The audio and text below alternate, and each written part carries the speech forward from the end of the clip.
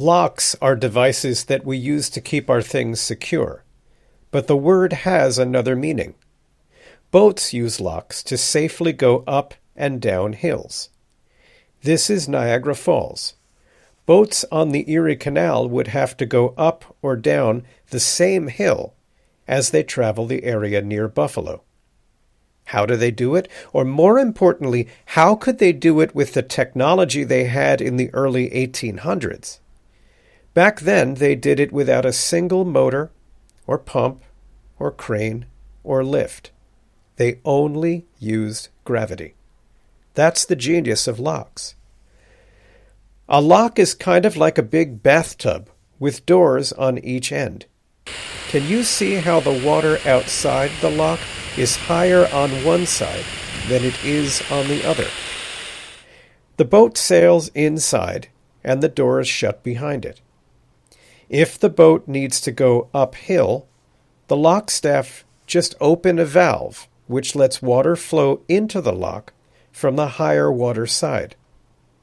What makes the water flow? Just gravity is enough. Water naturally flows downhill, so it will fill the lock until it's the exact height of the higher side. Next, you just open the doors on the higher side of the lock and out goes the boat. A boat moving in the other direction comes in from the higher water side. The doors close behind, and a valve is opened, allowing the water to flow out of the lock until it is even with the lower side. Now the doors on the low side open, and out goes the boat.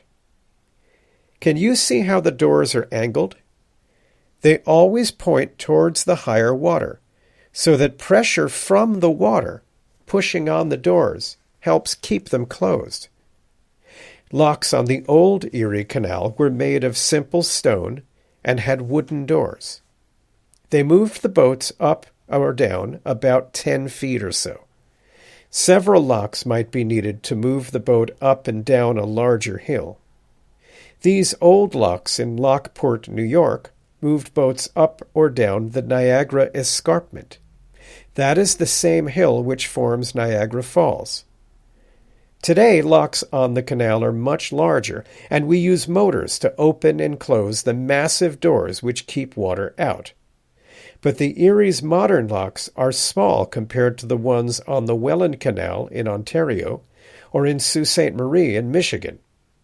Those permit huge ocean-going freighters to move up or down between the Great Lakes. Have a look.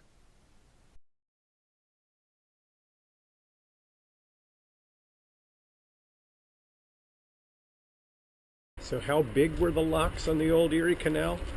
Well, I'm actually walking through one right now. This is old Lock 36 in Little Falls, New York. It'll give you a sense of the size of the locks, and from that you can figure out the size of the boats. And the answer is pretty small.